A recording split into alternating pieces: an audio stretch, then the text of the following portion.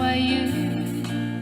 Jésus sauve aujourd'hui, il retentit en tout lieu. Jésus sauve aujourd'hui, c'est un cri de délivrance, un cantique d'espérance qui remplit l'espace immense. Oui, Jésus sauve aujourd'hui, Jésus sauve aujourd'hui. Mes chères sœurs et frères en Christ, savons-nous que la moisson est grande, mais il y a peu d'ouvriers. Priez donc le maître de la moisson d'envoyer des ouvriers dans sa moisson.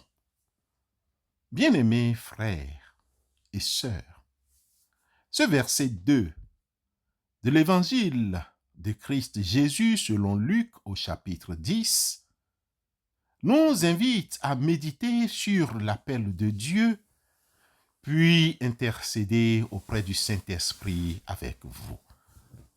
Que le Seigneur soit votre force et nous protège au cours de ce mois de juin. Recevez nos salutations fraternelles en Christ.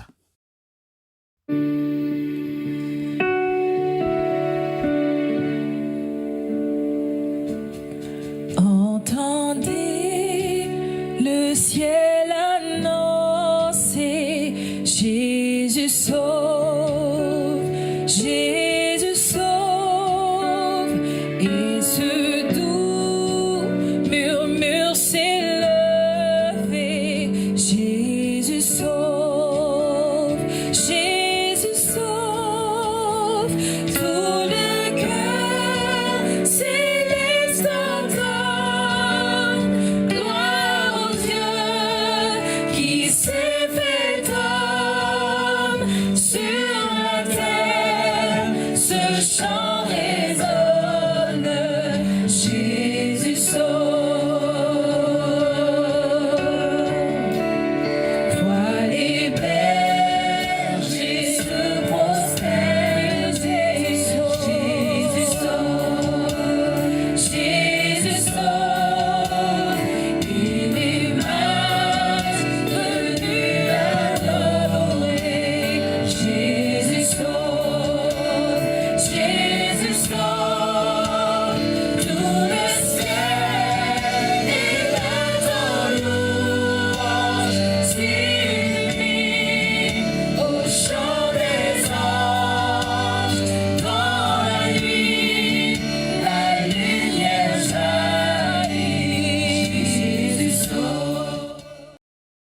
Mes chers frères et sœurs au bout des ondes, dans l'évangile de Christ Jésus selon Marc au chapitre 3, les versets 7 à 19 qui nous est proposé en ce premier lundi du mois de juin, nous trouvons le récit de Jésus qui choisit ses 12 disciples. Nous vous demandons, bien-aimés frères et sœurs, de lire cette péricope qui nous permet de retracer le ministère de Jésus où il appela les humains à le suivre. L'appel de Jésus s'adresse à tous. Il faut le reconnaître dans ce texte. Jésus s'adresse et appelle tous les hommes et femmes sans distinction de couleur, de peau, de sexe, de religion ou de conditions sociales. Dieu révélé en Christ Jésus désire que tous les hommes, que tous les humains répondent à son appel et vivent en communion avec lui. Comment pouvons-nous donc comprendre l'appel de Jésus? Et que retenons-nous de l'appel des disciples? Qui sont-ils, ces disciples? Nous répondons à ces interrogations en 4 points. D'abord, l'appel des disciples. Selon le texte biblique proposé pour ce jour, c'est-à-dire Marc chapitre 3, les versets 7 à 19, Jésus monte sur la montagne et appelle ceux qu'il veut Il ne s'agit pas d'un choix au hasard, mais d'un appel délibéré et intentionnel. Jésus voit en chacun d'eux un potentiel, une capacité à le suivre et à apporter le message évangélique très loin. En même temps, Jésus sait qu'il leur transmettra les compétences nécessaires à cette mission.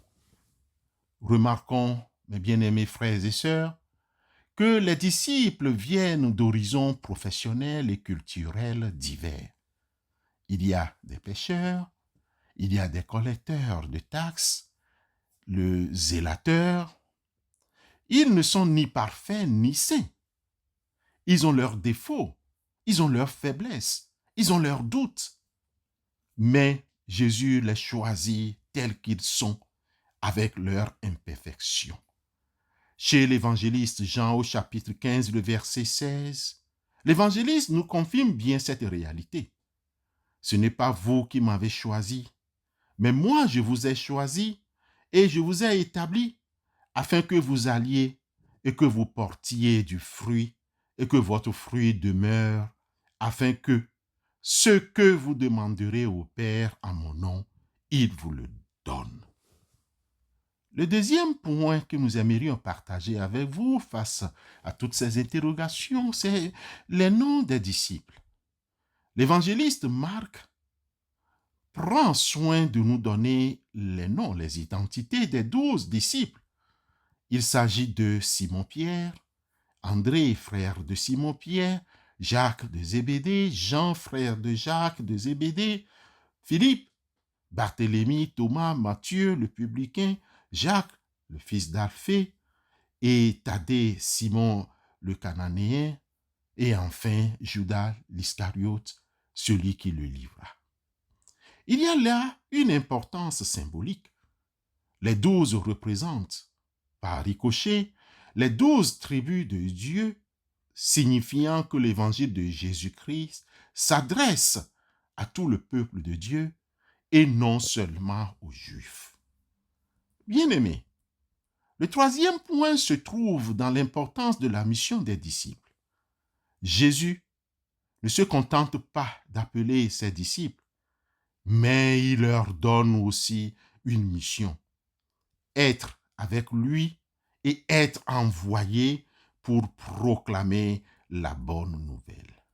Être avec lui signifie vivre en étroite communion avec Jésus, apprendre de lui, se laisser transformer par sa personne et son message.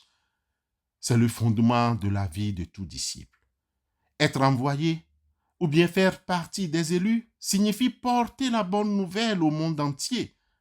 Les disciples sont appelés à être des témoins de Christ, à partager la joie de l'Évangile avec tous ceux et celles qu'ils rencontrent. On peut t'appeler et ne pas t'envoyer, car il y a beaucoup d'appelés, mais peu d'élus. Matthieu 22, le verset 14. Le quatrième point se trouve dans la capacité de pouvoir guérir et d'exorciser. Jésus confère à ses disciples le pouvoir de guérir les malades et d'exorciser les démons. Ce pouvoir est un signe de la puissance du royaume de Dieu qui est déjà présent à l'œuvre dans le monde. Voici les miracles qui accompagneront ceux qui auront cru. À mon nom, ils chasseront les démons, ils parleront de nouvelles langues, ils saisiront des serpents. S'ils boivent quelques breuvages mortels, il ne leur fera point de mal. Ils imposeront les mains aux malades et les malades seront guéris. Marc 16, versets 17 et 18. Bien-aimés, sœurs et frères dans la foi, l'appel des 12 disciples est un appel qui nous concerne tous. Nous sommes tous appelés à être disciples de Christ, à vivre en communion avec lui et à porter son message au loin. Comme les 12. Bien-aimés frères, nous avons nos faiblesses. Bien-aimés frères et sœurs, nous avons nos forces et nos doutes. Mais Jésus nous choisit tels que nous sommes, avec nos imperfections. Il nous fait confiance et il nous donne la force d'accomplir sa mission. Lui seul peut nous changer. N'ayons pas peur de répondre à l'appel de Christ. Ouvrons grand notre cœur à sa parole et laissons-nous transformer par son amour. Que le Seigneur bénisse l'écoute et l'accomplissement de sa parole en chacun d'entre nous. Amen.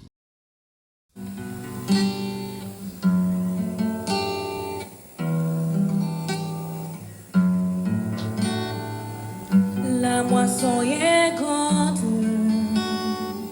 mais il y a peu d'ouvriers. Nous en avons une immense nécessité. Aujourd'hui, beaucoup se perdent. Ils vivent sans direction. Ils errent comme des brebis sans berger.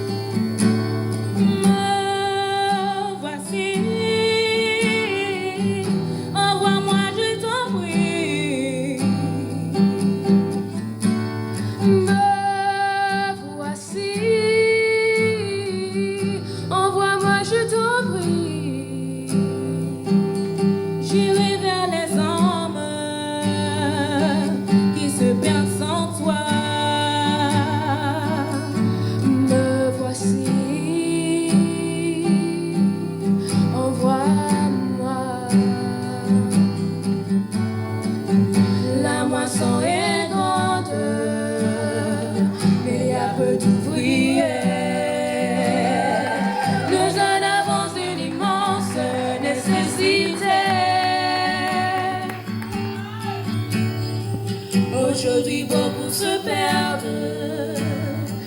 Ils vivent sans direction. Ils errent comme des brebis sans berger.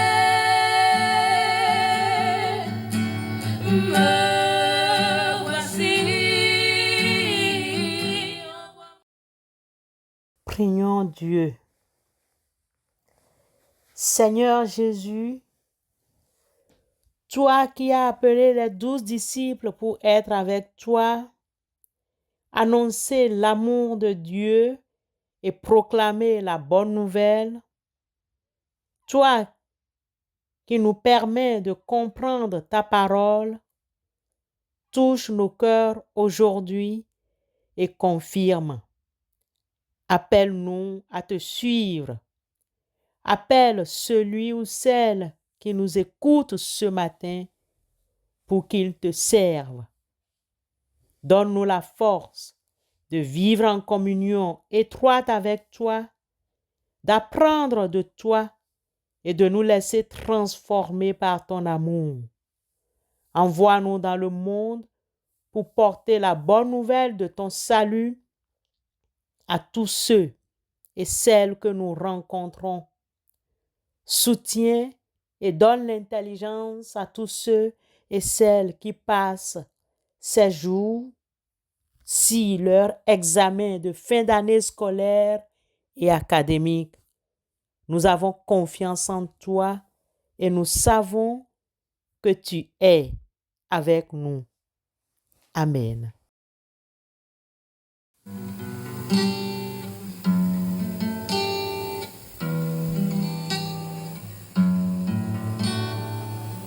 La moisson est grande, mais il y a peu d'ouvriers.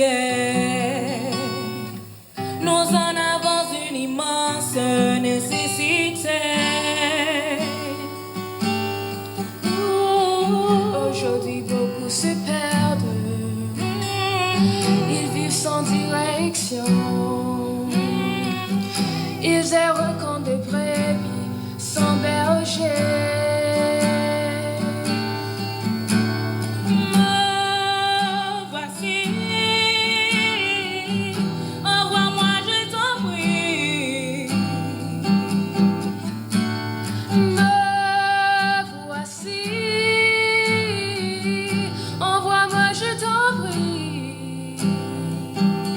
J'irai vers les hommes qui se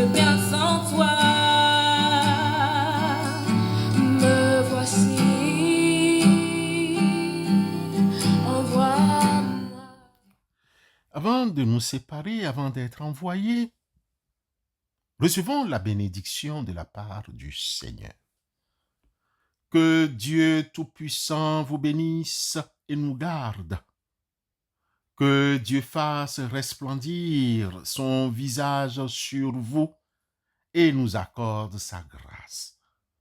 Que Dieu tourne son regard vers vous et nous donne la paix. Amen.